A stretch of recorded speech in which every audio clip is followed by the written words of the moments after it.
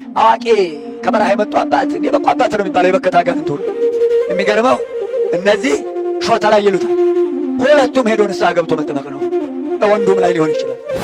መስተፋቅር እያሉ የሚያስደግሙ አሉ። ሁለት አጋንንት ልኮባት ከሆነ ከሴትዮዋ ጋር 3 ከባሏ ጋር 4 ሰዎች ከአጋንንት ጋር ይተኛሉ። የሚጸነሰውን ጋሪን ተቆራኝቶት ይወለዳል። መጨረሻ ላይ እየሰነበተ ሴት ልጆቹ በሽተኛ ይሆናሉ። መጨረሻ ላይ ራሱ የደገመው ሰውዬ ራሱ አስደጋሚ ሚስቱ ራሱ 3ቱም በሽተኛ ነው። ካፋቀሩ አለምን አፋቅሩ። ወንድና ሴት ግን በዝሙት ከመመረዝ ያልታደሉ እርጉሞች ይህን ትምህርት ብሎ ያጠላል። ስሩ ይነቀል፣ ዘሩ ይጥፋ። ይህን ትምህርት ብሎ ያጠላል። ሰው ወንድና ሴት ማቆራኘት ትምህርት ነው ይሄ። እግዚአብሔርን መጠየቅ እንጂ ባጋንንት ነው ጋብቻ የሚፈጽመው። በዘመናት የሸመገለውን ዙፋን አድርጎ ሲቀመጥባት በማህፀኗ ቤተ መንግሥቱ አድርጎ ማንበሯ አድርጎ እናቷ አድርጎ በማህፀኗ አቤት እሷን የነካ ባልተወለደ ባልተፈጠረ አንዳች ነገር በእሷ የሚናገር ሰው ባለው ይብላኝላችሁ። ራሳችሁን ያረከሳችሁ፣ ጋብቻችሁን ያረከሳችሁ። ጋብቻ ሲፈርስ ማህፀን ይፈርሳል። ማህፀን ሲፈርስ ትውልድ ይፈርሳል። ትውልድ ሲፈርስ አገር ይፈርሳል። እግዚአብሔር ያጥናሽ የ8ኛው ሺህ ጋብቻ። እግዚአብሔር ያጥናሽ አገሬ የ8ኛው ሺህ ጋብቻ። እናት አባት ያልዳረው ወደ ሰዶም የመጣ ጦስ ሰዶማውያን መሬቷን አቃጠሏት፣ ግፍ ሰሩባት፣ መሬቷን ነደደች፣ አልለመለመችም። ስለ ሰው ልጅ በጎ ቢሠራ የምድር ጌጧ ነው። የሰው ልጅ ደግ ነገር ቢሠራ ለምድር ውበቷ ነው። የእናትን ከላይ ጠል ከምድር በረከት ይመጣል። ምድር አረንጓዴ ቀሚስ ትለብሳለች። የምድር ቀሚሷ ደግ ሥራ ነው። የምድር ውበቷ ደግ ሥራ ነው። የምድር ድርቀቷ፣ የምድር ጨው መሆኗ፣ የምድር አሸዋ መሆኗ የሰው ልጆች ክፋት ነው። በስመ አብ ወወልድ ወመንፈስ ቅዱስ አሐዱ አምላክ አሜን። ለልዑል እግዚአብሔር ክብር ምስጋና ይሁን።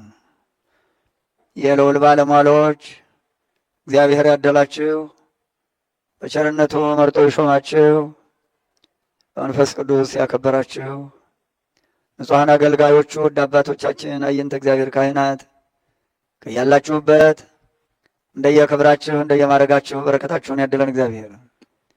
ልዑል እግዚአብሔር በቸርነቱ በረጅም ዕድሜ ያከበራችሁ፣ በረጅም ዕድሜ ያበለጸጋችሁ፣ በሽበት ያከበራችሁ አባቶችና እናቶች፣ ወንድሞችና እህቶች፣ የነገው ተተኪ ሕፃናት ምስጋና ይግባው ለስም አጠራሩ በጌታችን በመድኃኒታችን በኢየሱስ ክርስቶስ ስም ሰላም እላችኋለሁ።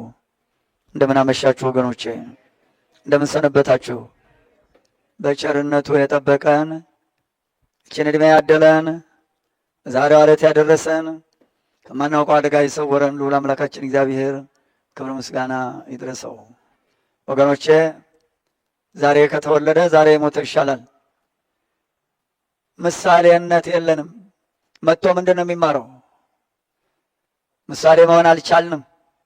ደግ ሥራ ከምድር ጠፍቷል። ለዚህ ነው ያልኩት የአባቶቻችን አምላክ ጉባኤያችን እንዲባርክ ሕሊናችን ሰብስቦ በነቃ ሕሊና ቃሉን እንድንሰማ እግዚአብሔር በቸርነቱ ዝን ልቦናችንን እንዲከፍት አይነ ልቦናችን እንዲያበራው እናንተን ውድ ወገኖቼን በተለይም ቅድስት ድንግል እመቤታችንን ይዤ በእናንተ ወገኖች ፊት በልዑል እግዚአብሔር ዙፋን ፊት ራሴን ዝቅ አድርጌ በትሕትና ለምነዋለሁ። ልመናዬን የሰማኝ አምላክ ክብርና ምስጋና ለሱ ይሁን። አንደበቴን ለሥላሴ አደራ ሰጣለሁ። ተመስገን። ሕሊናችንን እግዚአብሔር ይሰብስበው። ወደ ርዕሳችን ከመግባቴ በፊት የዛሬ መክፈቻዬ መዝሙር 120 ከቁጥር 1 እስከ 2 ከዚያ በኋላ ርዕስ ነግራችሁ ለዛሬ የሚሆን ርዕስ አለኝ።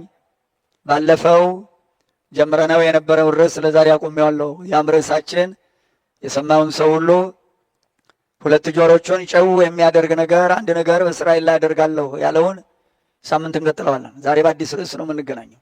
ያም ርዕስ ምን እንደሆነ ከዳዊት ቀጥሎ ነግራችኋለሁ። የዳዊት አምላክ ከኛ ጋር ይሁን። የዳዊት አምላክ ይርዳን። መዝሙር 120 አንሳይኮ አየንቴ መንገላ አድባር እማይቴ የምጻ ረድኤቴ ረድኤቴ ሰማ በእግዚአብሔር ዘገብረ ሰማየ ወምድረ። የዳዊት አምላክ ከኛ ጋር ይሁን። ትርጓሜ እነሆ ዓይኖቼን ወደ ተራሮች አነሳሁ አለ ነቢየ ልዑል። በጣቶቹ የታደለ እጅ በገና እየደረደረ በክንዶቹ መሰንቆውን እየመታ በጎቹን እየጠበቀ በጌታና በዳዊት መካከል የሺህ ዘመን ርቀት ነው ያለው። በዚህ የሺህ ዘመን ርቀት የዘመረው መዝሙር ነው። እጆቻችን የእኛ ምን ሰርተው ይሆን? እግዚአብሔር ከእኛ ጋር ይሁን። ነቢየ ልዑል ዳዊት የታደለ ስለ ትሩፋን ተናግሮታል ይላል። ትሩፋን በትሕርምት የሚኖሩ ቅዱሳን ማለት ነው። አንድም በገባህልኝ ቃል በተሰጠው በተስፋው ቃል ዓይኖቼን ወደ አንተ አቀናሁ፣ ከልጅ ልጅ ተወልጄ አድንሃለሁ ያለውን የተስፋ ቃል መናገር ነው።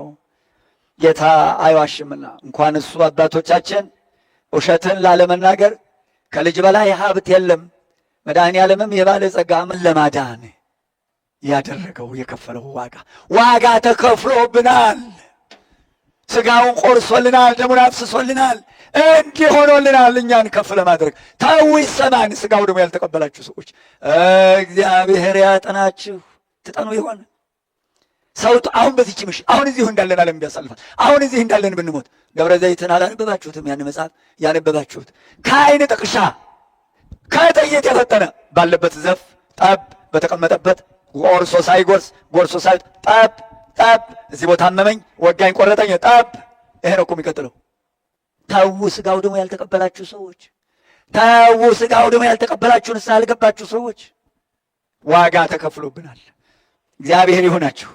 የሚገርመው በአህያ ግርግም ላይ ተኝቶ አህዮች አህያ ትንፋሿን የምትገብርለት እዚያ ግርግሟ ጋር ጌታዋ ያስቀመጠለት የጌታ የሚገርመው ጌታ ያስቀመጠላትን ገፈራ ለመብላት ጭነቷ ተራግፎ ስትመጣ የጌታዋ ጌታ እግርግሟ ላይ ተኝቷል። አወቀችው። ሀብላ ዳፍታ አመሰገነችው። እንዳይበርደው ለእሷ አእምሮ ሰጥቷት እፍ ያለችው እንዳይበርደዋል። አፏን ከፍታ አለከለከች። አፍ ከፍተን ስንተነፍስ ትንፋሹ ይሞቃል። ጠበብ አድርገን እፍ ስንለው ግን ይበርዳል። ለዛች ለአህያ አእምሮ ሰጥቶ ዋጋን ከፈለ። ዘንባባ እየተነጠፈ ልብስ እየተነጠፈ እለዋ ተቀምጦ እንዳከበረችው አክብሮ ቤተ መቅደስ ተቀምጦ አትገባ። ዋጋ ከፋይ ነው የኛ ጌታ። እስቲ አበድሩት እባካችሁ ዋጋችሁን እንዲከፍለው። ዋጋ ከፋይ ነው። የማንንም ዋጋ አይተውም። የለመኑትን አይነሳ።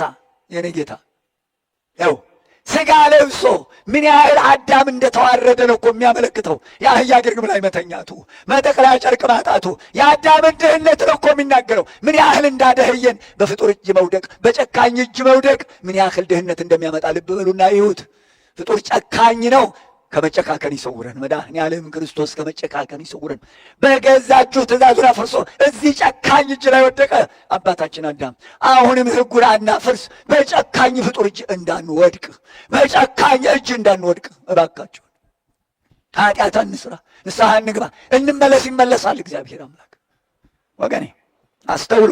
በላይ በቀደመ ዙፋኑ በቀደመ ክብሩ ድንግል እመቤታችን በላይ ሃሌሉያ እያሉ አእላፍ መላእክት አሌፍ እያሉ አርባዕቱ እንስሳ ቅዱስ እያሉ ሲያመሰግኑት በማኅፀኗ ማኅፀኗን ያለ አድርጎ ያን ሰማያዊ ዝማሬ አንገቷን ዘንበል አድርጋ እንደተጻፈለት ስሜ ወለቴ ወሬዋ ጽሪ ዝነኪ፣ ልጄ ሆይ ስሜ፣ ጆሮሽን አዘንብይ፣ ወገንሽን የአባትሽን ቤት እርሺ ስሜ አላት። የሚመጣላት መልእክት አለና ከልዑል ዘንድ ከእግዚአብሔር ከፈጣሪዋ ዘንድ የሚመጣውን መልእክት በብርሃናዊ መልአክ የምስራች ይመጣልና አዘን ብለሽ ስሚ ብሎ አስቀድሞ ከሺህ ዘመን ርቀት የተናገረው ነቢየ ልዑል ዳዊት ዘንበል አድርጋ ያን ብርሃን መልአክ መልእክቱን ተቀበለች። ከተጸነሰ በኋላ ሰማያዊ ምስጋናውን አእላፍ መላእክት እሳት በሆነው ዙፋኑ ሲመሰገን ዘንበል አድርጋ ታዳምጠው ነበር።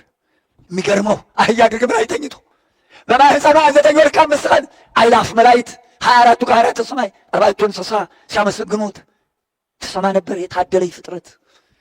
አዎ የሚገርመው በላይ በቀደመ ዙፋኑ ያለ ጌታ 3ቱ ነገሥታት ወደ እርሱ መጡ። 30 ሰገል እልፍ እልፍ ሰራዊት ይዘው የእናቴ ልጅ እጅ መንሻ አቀረቡለት። አህያ ግርግም ላይ የተኛ ንጉሡን ነገሥታቱ አውቀው ለንጉሡ የሚገባውን የመሥዋዕት የሚገባውን ስጦታ እጅ መንሻ ለንጉሡ አህያ ግርግም ላይ ዙፋኑ ላደረገ ንጉሥ መጡ።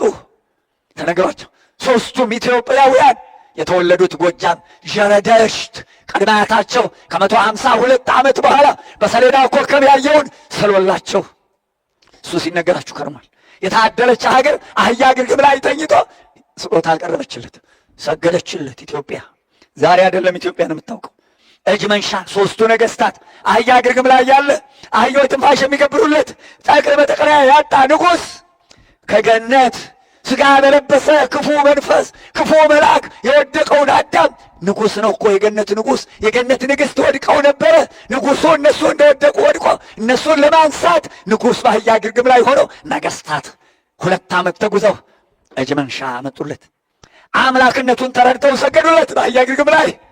እኔ እናንተን ለማዳን ሥጋ የለበሰውን ክፉ ሰይጣን ሥጋ የለበሰውን ዲያብሎስ ያን ሥጋ የለበሰ ዲያብሎስ ሥጋ ለብሶ እስከ መጨረሻ ነቅሎ ሊጥል በአህያ ግርግም ላይ እነሆ አምላክነቱን ተረድተው ሰገዱለት። ኃጢአት በሚስማማው ሥጋ ድካም በሚስማማው ሥጋ መለኮታዊ ኃይሉን በሥጋ ማርያም ሰውሮ ደካማ መስሎ ኃይለኛውን ዲያብሎስን አሸነፈው። ክብር ይግባው የኔ ጌታ ምስጋና ይሁንለት። ደመሰሰው። ይኸውም የአምላካችን ጥበብ እጅግ የረቀቀ መሆኑን በመሆኑ ኃያሉ ጌታችን መድኃኒታችን ኢየሱስ ክርስቶስ በሥጋ ማርያም አድሮ በደካማ ባሕርይ በመካከላችን በጠባብ ደረት በአጭር ቁመት ተገኘ። እንዲህ ሆኖ ባይገለጥ ወይም ባይወለድ ኖሮ በሥጋ ከይሲ አድሮና ተሰውሮ ገነት ገብቶ አዳምን ያሳተ ክፉ መልአክ እነሆ ቀድሞ የሚወለደው ሕፃን እርሱ አምላክ መሆኑን ቢያውቅ ኖሮ በስውር ባይገለጥ ኖሮ በሥጋ ማርያም ጠቅላላ እንዲህ ሆኖ መምጣቱን ቢያውቅ ኖሮ በሰው ልጆች ሆድ ውስጥ ጽንስ ተጸንሶ አይወለድም ነበር። ይሄንንም ለማሰናከል ጥረት ያደርግ ነበር። ይሄም ሁሉ አላወቀም።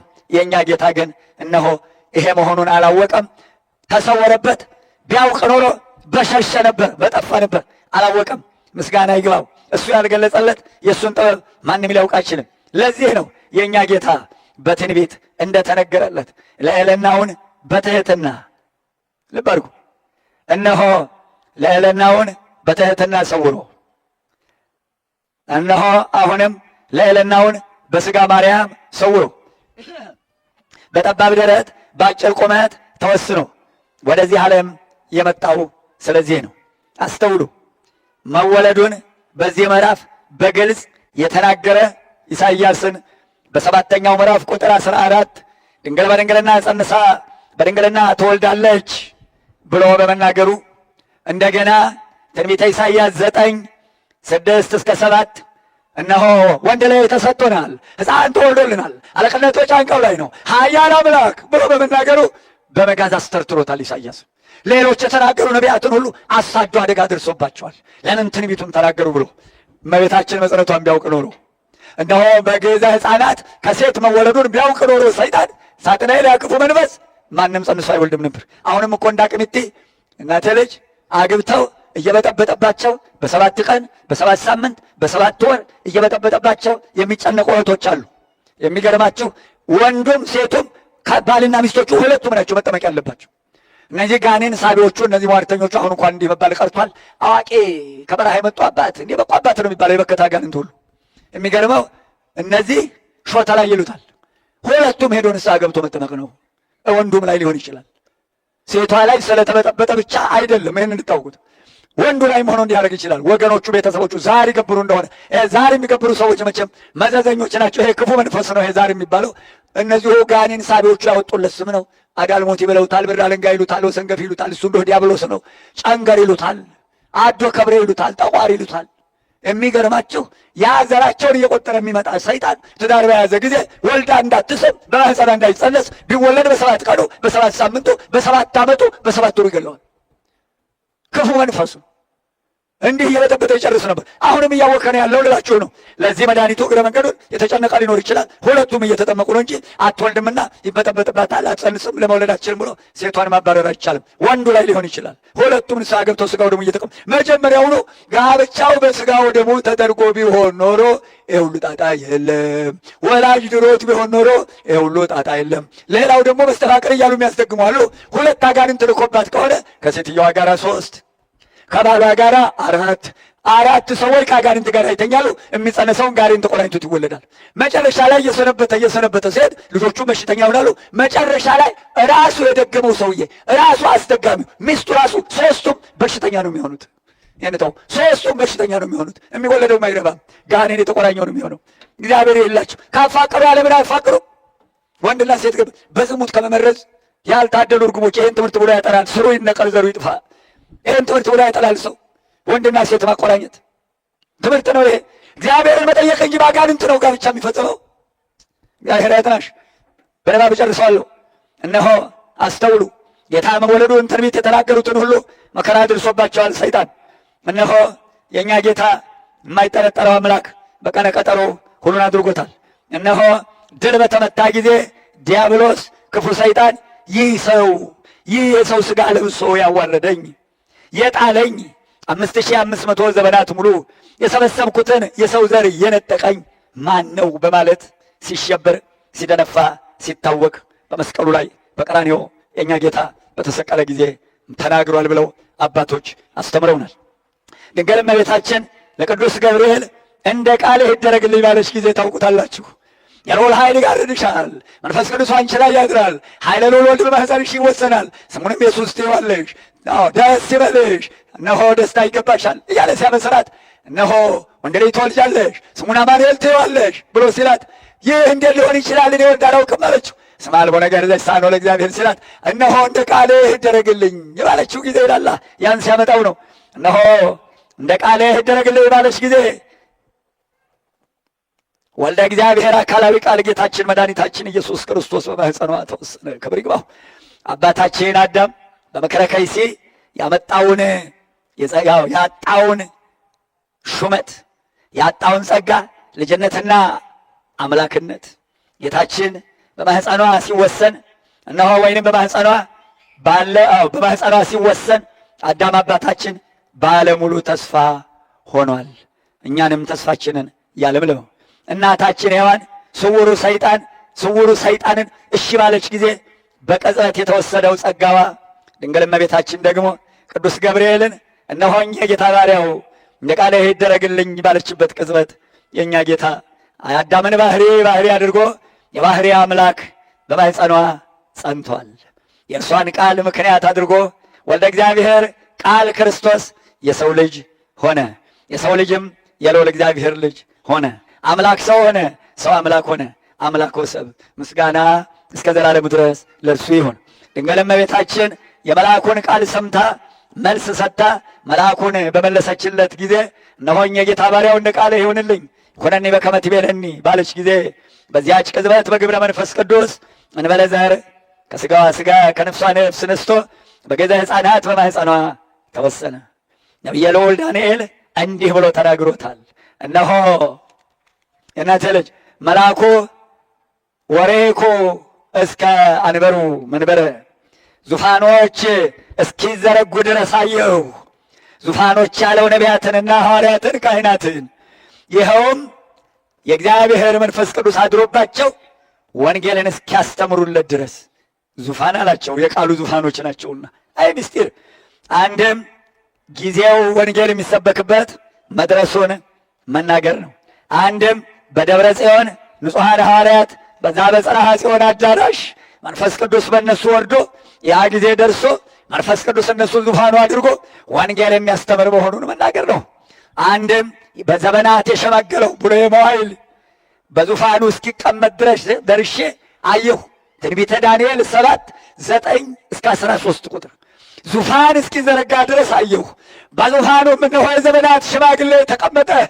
የያዘነት ልጅ ትርጓሜ እነሆ ወደ በረዲቤሁ ቡሬ መዋዕል በዘመናት የሸመገለው በዙፋኑ ተቀመጠ።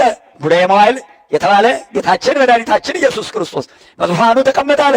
ዙፋን ያለው ድንግል እመቤታችን አይገርምም? ነቢየ ልዑል ዳንኤል አያት በዘመናት የሸመገለው ዙፋን አድርጎ ሲቀመጥባት በማኅፀኗ ቤተ መንግሥቱ አድርጎ ማንበሩ አድርጎ እናቱ አድርጎ በማኅፀኗ አቤት እሷን የነካ ባልተወለደ ባልተፈጠረ አንዳች ነገር በእሷ የሚናገር ሰው ባልሆነ አስተውሉ።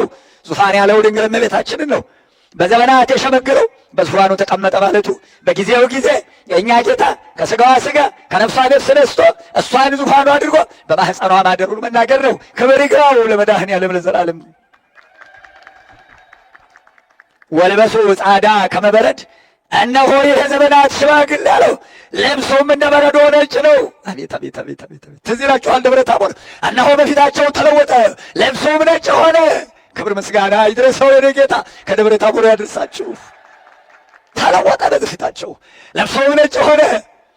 እነሆ የባህሪ አባቱ በነጭ ደመና በሽማግሌ አምሳል ተገልጾ፣ የእናቴ ልጅ በነጭ ደመና መንፈስ ቅዱስ ክንፉን አሰይፎ በላዩ ረቦ ቆንጠጥ አድርጎ ቢሉ ራሱን ነው ዝንቱ ተወልደ ዘአፈቅር ኩሎ ሰመርኩ፣ ይህ የምወደው ይህ የማፈቅረው ልመለክበት ወደ እናንተ አድናችሁ ዘንድ የላኩት ልጄ ነው አለ። የኔ ጌታ የዘመናት ሽማግሌው እናታችን ድንግል ወላዲተ አምላክ ዙፋኑ ሆና አያት። መውለድ እንዲህ ነዋ። የእናቶቻችን የተባረከ ማኅፀን የልዑል ቤተ መቅደስ ራእይ ያየሁ ምን አይነት ማኅፀን ነው ዳንኤልን የወለደው? እንዲህ ናቸው እናቶቻችን፣ የተቀደሱ ጋብቻቸው ያማረ እናቶቻችን። ማኅፀናቸው የልዑል ቤተ መንግሥት ነው፣ የልዑል ቤተ መቅደስ። ነቢየ ልዑል መጥምቀ መለኮት ዮሐንስ በእናቱ ማኅፀን እነሆ ሰገደ፣ ዘለለ ይላል ሰገደ። የእናቴ ልጅ አምላክነቱን አውቆ በዚያው በማኅፀን እንዳለ ነቢይ፣ ካህን፣ የእናቴ ልጅ ካህን፣ ሰማዕት፣ ሐዋርያ አድርጎ በእናቱ ማኅፀን ሾመው። ንጉሥ የሚሾም እኮ በቤተ መንግሥት ነው፣ ሜዳ ላይ እኮ አይደለም የሚሾመው። እነሆ የኤልሳቤጥ ማኅፀን የነቢየ ልዑል የካህኑ ጌታን ያጠመቀ የመጥምቀ መለኮት ቤተ መቅደስ ነበር፣ ቤተ መንግሥት ነበር። የእኛ ጌታ ይህንን ሁሉ ክብር በዚያው በእናቱ ማኅፀን ቤተ መንግሥቱ አድርጎ ሾመው፣ አጠመቀው። ክብር ምስጋና ለመድኃኒታችን ለልዑል እግዚአብሔር ይሁን። ልብ በሉ፣ ነቢያቱ፣ ካህናቱ፣ ንጹሐን አባቶቻችን ድንግልናቸውን ያጸኑ በእውነት ለእውነት የተሾሙ ንጹሐን ጳጳሳት፣ ንጹሐን መነኮሳት፣ ንጹሐን ዲያቆናት፣ ንጹሐን ካህናት በእናቶቻቸው ማኅፀን በዙፋኑ ባለበት ንጉሥ እኮ በቤተ መንግሥት አለው። በቤተ መንግሥቱ ዙፋን አለው። በዙፋኑ ተቀምጦ ግራ ቀኝ መሳፍንቱን መኳንንቱን አስቀምጦ እኮ ነው ለሹመት የሚገቡትን የሚሾማቸው። ራሱ ንጉሡ ነው የሚሾማቸው። የእናቶቻችንን ክብር የንጹሐን እናቶቻችን ጋብቻቸው የተቀደሰ እናቶቻችን እናት አባት የዳራቸው እናቶቻችን በንጽሕና በድንግልና በሥጋው ደም የጸኑ እናቶቻችን ማኅፀናቸው ምን እንደሚያፈራ እዩት። የልዑል ቤተ መንግሥቱ ንጉሥ ከነ ሰራዊቱ ተገኝቶ የሚሾምበት ቤተ መንግሥት የእናቶቻችን ማኅፀን። ይብላኝላችሁ ራሳችሁን ያረከሳችሁ፣ ጋብቻችሁን ያረከሳችሁ። ጋብቻ ሲፈርስ ማኅፀን ይፈርሳል። ማኅፀን ሲፈርስ ትውልድ ይፈርሳል። ትውልድ ሲፈርስ ሀገር ይፈርሳል። እግዚአብሔር ያጥናሽ የስምንተኛው ሺህ ጋብቻ። እግዚአብሔር ያጥናሽ ሀገሬ የስምንተኛው ሺህ ጋብቻ። እናት አባት ያልዳረው ከነ ዘፈኑ እንኳን ምን ይሉ ነበር? በአሳር ይሆናቸው። አስተውሉ። ወሰረገላቲሁ አፍሃም ዘእንበለብል፣ መንኮራኩሮቹ የሚነድ እሳት ናቸው። አንድም ሰረገላው የሚያቃጥል ፍም ነው። ይኸውም ትእዛዛቱን እነሆ እነዚህ ክፎች ደማቸውን አፍሰው ማለቃቸው መናገር ነው። ወሬኩ በራእይ ሌሊት፣ የቀን ራእይ የሌሊትም ራእይ አለና ወናሁ መጻ ብሎ ያመጣዋል። እነሆ ከኋላ ወናሁ መጻ አብይ በደመና ሰማይ፣ እነሆ ከመወልደ እጓለ እመሕያው፣ የሰው ልጅ የሚመስል ከሰማይ ደመና መጣ። አብይ ጌታ ወልደ እጓለ እመሕያው እንደመሆኑ በመልአተ ክብር በስብሐተ ክብር ወደዚህ ዓለም መጣ። የሚገርመው ምልአት ስፋቱን ከላይ ለዙፋኑ ከዚህም ዓለም ሁሉንም ጠቅላላ ምልአት ስፋቱን ሳይለቅ የሚገርም ነው። ምልአት ስፋቱ ከዚህ ዓለም ውጭ የሆነ አምላክ ይታያችሁ ምን ብትታደል ነው። በእሷ ማኅፀን በእሷ አካል በእሷ መጠን በጠባብ ደረት በአጭር ቁመት ተወስኖ እኛን ለማዳን እንዲህ መሆኑ እነሆ በሰማይ ደመና በነቢያት የተነገረውን ሰማይ ደመና ያላት ድንግል እመቤታችን ናት። በሰማይ ደመና ትመሰላለች። ተክልዬዋለሁ የእናቴ ልጅ። እነሆ ትንቢተ ኢሳይያስ ምዕራፍ 19 ቁጥር 1 እግዚአብሔር በፈጣን ደመና እየበረረ ወደ ግብፅ መጣ ይላል። ደመና ያለው እመቤታችን፣ እግዚአብሔር ያለው መድኃኒታችን ኢየሱስ ክርስቶስ በጀርባዋ አልባ ግብፅ መውረዷን መናገር ነው። ይህ ሁሉ በመናገሩ አሰቅሎታል። ቡላየ መዋዕል የተባለ ጌታችን መድኃኒታችን ወልደ እጓለ እመሕያው ኢየሱስ ክርስቶስ የሰው ልጅ የተባለ በሥጋ ማርያም አድሮ ወደዚህ ዓለም መጣ። ወበጽአ ቡላየ መዋዕል ወበጽአ በቡላየ መዋዕል በዘመናት የሸባገለው ደረሰ። አንድም ቡላየ መዋዕል የተባለ መለኮት አብጽሕዎ የተባሉ ሥላሴ ናቸው። ይኸውም ቡላየ መዋዕል የተባለ የዘመናት ሽማግሌ ጌታችን መድኃኒታችን ኢየሱስ ክርስቶስ አካላዊ ቃል ጌታችን እነሆ በተለየ አካሉ ሥጋን በተዋህደ በሦስቱ ፈቃድ መሆኑን መናገር ነው። አንድም የባህሪ ልጁ አካላዊ ቃል መድኃኒታችን ኢየሱስ ክርስቶስ የባህሪ አባቱ ልዑል እግዚአብሔር አብ እስከሚገዛው ይገዛል። ይህ ዓለም በመግዛት በመፍጠር በአገዛዝ በህልውና እናንተ ልጅ ከባህሪ አባቱ ከባህሪ ሕይወቱ ከመንፈስ ቅዱስ ትክክል መሆኑን መናገር ነው። የባህሪ አባቱ እግዚአብሔር አብ የሚፈርደውን ይፈርዳል፣ የሚያድነውን ያድናል፣ የሚምረውን ይመራል። ወልደ እጓለ እመሕያው የተባለ ክርስቶስ በመጣት ጊዜ በክበበ ትስብእት በግርማ መለኮቱ የእናቴ ልጅ ምጽአቱ እየቀረበ ነው። በግርማ መለኮቱ ይመጣል፣ በሰውነቱ ይፈርዳል። በተሰቀለበት መስቀል ደሙ እየፈሰሰ ከጎኑ ከመሃል እግሩ ከመሃል እጆቹ እየፈሰሰ በአካል የሰቀሉት ሁሉ ያዩታል ይላል። ዛሬ ስጋውን ደሙን ያልተቀበሉ ሁሉ በዚያን ዕለት ከሰቃዮቹ ከቸነከሩት ጋር አብረው ዋይ ዋይ ይላሉ። እግዚአብሔር ያጥናቸው። በዕርገቱ ነጭ ደመና ተቀበለችው ይላል። በደብረ ታቦር ቅድም ያልኳችሁ በነጭ ደመና የባህሪ አባቱ በዮርዳኖስ ሲጠመቅ የባህሪ አባቱ በነጭ ደመና የምወደው ልጄ ነው። ያን መናገር ነው። በባህሪ ክብሩ ምናው በደብረ ታቦር በነጭ ደመና፣ በዕርገቱ በነጭ ደመና፣ በጥምቀቱ በዮርዳኖስ በነጭ ደመና ተገልጿልና ክብሩን መናገር ነው። ደመና አለው ቅዱሳን መላእክትን መልካም ደመና መልካም ዝናብን አዝንቦ የተጠማውን እንዲያጠጣ እንዲያረካ አትክልቱን ፍሬውን እንዲያፈሩ እንዲያደርግ እነሆ ደመና አለው። መንፈስ ቅዱስ እነሆ በእያንዳንዳችን ላይ አድሮ እነሆ መንፈስ ቅዱስ ረድኤቱን በረከቱን በእያንዳንዳችን አዝንቦ ለፍሬ ማብቃቱን መናገር ነው። ክብር ይግባው መድኃኔዓለም ክርስቶስ ከዘላለም እስከ ዘላለም ድረስ የባህሪ አምላክ እኛን ለማዳን በቀጠረው ቀን ቀጠሮው ሲደርስ መድኃኒታችን ኢየሱስ ክርስቶስ ስፋትን ከጥበት ጥበትን ከስፋት አስተባብሮ በተዋህዶ ከድንግል ማርያም ተጸነሰ። ድንግል እመቤታችንንም ጸነሰች ተብላ ድንግል ግሩም ፍጥረት፣ ወለደች ተብላ ድንግል ግሩም ፍጥረት፣ እናት ተብላ ድንግል። ምን አይነት ድንቅ ነገር ነው! ተደርጎ የማይታወቅ አዳም ከእህቱ መሬት ተፈጠረ፣ ምክንያት አለው። ሔዋን ከጎኑ ተፈጠረች፣ ምክንያታዊ ነው። አቤል ከእናቱ ከሔዋን ተወለደ፣ ይህም የሚገርም ነው። የእሱ ግን የተለየ ነው። የእሷም አፈጣጠር የተለየ ነው። እናቱን የፈጠረ ልጅ ድንቅ ድንቅ፣ ፈጣሪዋን የወለደች እናት ይህ ሁሉ ሲፈጸም አይደንቅም? ፈጥሯት እናቱ የሚገርም ፈጥሯት ልጅ መባል ምን አይነት ትህትና ነው! አቤት አቤት አቤት አቤት አቤት አቤት የኔ ጌታ የትህትናው ባለቤት። ትህትና እኮ የእናቴ ልጅ የኋላ ቀርነት ምልክት እኮ አይደለም። ትህትና እኮ ወንድምን ወገንን ጌጥ የሆነ ወገንህን የእናቴ ልጅ በፈሪሃ እግዚአብሔር እንዴት እንደምታከብረው መግለጽ እንጂ እኮ ትህትና የኋላ ቀርነት ምልክት አይደለም። ወገኔ አካሌ ክብሬ በለው እስቲ ወገንህን። ወገን ጌጥ ነው፣ ወገን ድጋፍ ነው፣ ወገን ክብር ነው፣ ወገን አለኝታ ነው፣ ወገን ልብስ ነው። ሲያለቅስ ደስ ይላል፣ ሲራብ ደስ ይላል፣ ሲራቆት ደስ ይላል፣ ሲጠማ ደስ ይላል። ወገን አረ ተዋጊጥበት ወገንህን። እናቴ ወጥ አጠር ያለባት ዕለት ልጄ ወንድምና ወጥ ማስፈራሪያ ነው ትለኝ ነበር። እስቲ ወንድም አለኝ ቢርበኝ አስፈራራበት፣ እስቲ ረሃብን። ወንድም አለኝ ቢራቆት መራቆትን እስቲ አስፈራራበት። ወንድም አለኝ ያለብሰኛል፣ ወንድም አለኝ ብታመም ያስታምም። እስቲ ኩራ በወገንህ። ወገኔ አካሌ ክብሬ ጌጤ የእናቴ ልጅ። ሀገር የሚባለው እኮ በሰው ነው። የምድር ጌጧ እኮ የሰው ልጅ ነው። የምድር ጌጧ እኮ ደግነት ነው። ደግነት ከሌለ እኮ ምድር አታፈራም። ይታያችኋል፣ እነ ሰሐራ በረሃ እና ዮርዳኖስ በረሃ ይታያችኋል። ጨው ባህር ሙት ባህር የሰፈረበት ግብረ ሰዶም ፈጽሞበት። ግብረ ሰዶም ማለት እኮ ሙት ባህር ማለት ነው። ያ ሙት ባህር ፍጥረት አይኖርበትም።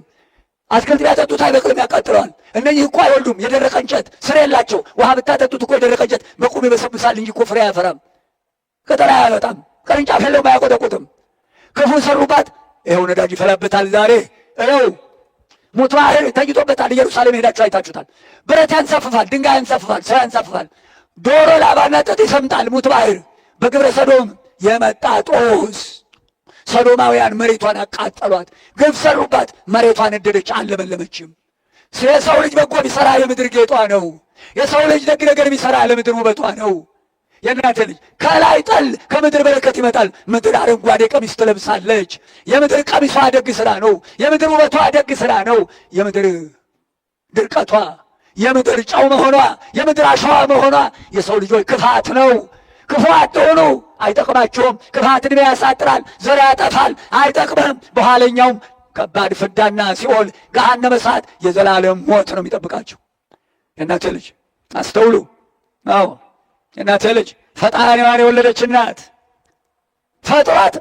ፈጥሯት ልጇ ተፈጥራ ፈጣሪዋን እናት ሆነችው፣ ልጇ ተባለ። ምን አይነት ትህትና ነው! ትውቱኗ በትህትና ወገናችሁን ተጠቀሙበት። ከዚህ ይህ ሁሉ ሲፈጸም ከዚህ በማህፀን ሳለ በላይ ግን በአባቱ እሪና ያለ አንድ ልጇ ነው። በምድር በለበሰው ሥጋ በሰውነቱ በምድር ሲመላለስ በመለኮታዊ ባህሪው ከአብ ከመንፈስ ቅዱስ ጋር በእሪና የሚኖር አምላክ ነው። ይኸውም በእሪና ማለት በሥላሴ ዘንድ መብለጥ መበላለጥ እንደሌለና በባህሪያዊ ስልጣኑ መተካከልን የሚያስረዳበት ወይም የምንገልጽበት ኃይለ ቃል ነው እሪና የሚለው ቃል። ክብር ምስጋና ለሱ ይሁን። ቅድመ ዓለም ከአብ ተወለደ ስንል የባህሪ አባቱ አብ የማይቀድመው የማይበልጠው እሱም በህልውናው የማይለየው መሆኑን ልብ ይሏል። ልድገመው ይህን ቃል። ቅድመ ዓለም ከአብ ተወለደ ስንል የባህሪ አባቱ አብ የማይቀድመው የማይበልጠው በህልውናውም የማይለየው መሆኑን ልብ ይሏል። እሪና የሚለው ከባህሪ አባቱ ከአብ ከባህሪ ሕይወቱ ከመንፈስ ቅዱስ ራሱ እግዚአብሔር ወልድ የእኛ ጌታ መድኃኒታችን ኢየሱስ ክርስቶስ በሥጋ ማርያም እዚህ ተወስኖ ሲመጣ በዚያ አገዛዙ በዙፋኑ በባህሪ በቀደመ ክብሩ በጽርሐ አርያም በዙፋኑ በትክክል ከዙፋኑ እንዳለ ነው። ይህን አምላክ ነው የምታምነው ኢትዮጵያ። የኢትዮጵያ አምላክ ይጠብቀን። አሁን መድኃኔዓለም ክርስቶስ ይህ ጌታና አምላክ ብሉየ መዋዕል ቀጠሮ በቀጠሮው መሰረት ከአዳም ዘር ከድንግል ተወልዶ በገዛ ሕፃናት ጡቶቿን ጠባ፣ ቀስ በቀስ አደገ። በቀነ ቀጠሮ አዳምን ለማዳን ጌታችንና አምላካችን መድኃኒታችን ኢየሱስ ክርስቶስ ከሰብአ ሰገል ከሦስቱ ነገሥታት ስጦታን ተቀበለ። ሰገዱለትም፣ አምላክነቱንም ተረዱ። ክብሩ መለሰ። በሥጋ ተሰውሮ መጥቶ ከክብር ያሳነሰንን ክፉ መንፈስ የእኛ ጌታ በድንግል ማርያም ሥጋ ተሰውሮ እነሆ አምላክ ሰው ሆኖ ሰው አምላክ ሆኖ ወደ ዘላለም ወደ ቀደመ ክብራችን መለሰን። ክብር ምስጋና እስከ ዘላለሙ ድረስ ለእርሱ ይሁን። እነሆ የጌታችን ልደት ይህንን ታላቅ ድንቅ ምስጢር ያስተምረናል። ክብር ምስጋና ከዘላለም እስከ ዘላለም ድረስ ለእርሱ ይሁን። ለመዳናችን ምክንያት ሆና የተገኘች የተፈጠረች ድንግል እመቤታችንም የፈጠረልን ጌታ ከዘላለም እስከ ዘላለም ድረስ ክብር ምስጋና ይድረሰው። እነሆ ሥጋ ለብሶ የመጣውን ሰይጣን እባብን ውበቷን ውበቷ ቢያደርግ እሱ ደግሞ የድንግል እመቤታችንን ውበቷን ውበት አድርጎ የእኛ ጌታ ለዚህ ክብር አብቅቶናል። ክብር ምስጋና ለእርሱ ይሁን። አነሳስቶ ያስጀመረን አስጀምሮ ያስፈጸመን ልዑል አምላካችን እግዚአብሔር ክብር ምስጋና ይድረሰው። ርዕሳችን ጌታችን መድኃኒታችን ኢየሱስ ክርስቶስ ሰው የሆነበት ምስጢር የሚል ነው። ይህንንም ያነሳንበት ምክንያት እነሆ በልደቱ የተጻፈውን የመላእክቱን ዝማሬ የእረኞቹን ዝማሬና የሰብአ ሰገልን ስጦታ የሦስቱን ነገሥታት ስትማሩ ትኖራችኋል። ነገር ግን የእኛ ጌታ መድኃኒታችን አምላካችን ኢየሱስ ክርስቶስ ስለምን ራሱን በሥጋ ማርያም ሰወረ የሚለውን መልስ ለመስጠት ይህንን ሁሉ አብረን አምሽተንበታል። ላስተማረን ምስጢሩን ለገለጸልን በተዋሕዶ እምነታችን ያጸናን እናንተን ያበዛ ዓይኔን ያጠገበ እናንተን ያላሳነሰብኝ ለዚህ ዕለት ያደረሰን ጌታ ክብር ምስጋና ለሱ ይሁን። አሁንም ብርሃነ ልደቱን ጥምቀቱን ያሳየን ጌታ እንዲሁ በሰላም ለብርሃነ ስቅለቱ ለብርሃነ ትንሣኤው በሰላም ያደርሰን። እነሆ ቅድስት ሀገራችንን ዙሪያዋን እሳት መሐላዋን ገነት የፍቅር አንድነት አድርጎ ይጠብቅልን፣ ከመጨካከን ይሰውረን። መድኃኒታችን ለወደ እግዚአብሔር አምላክ በተዋሕዶ እምነታችን ያጽናን፣ ደብሩን ያስፋልን። ስሙ ለዘላለም የተባረከ ይሁን። ቸር ያሰማን።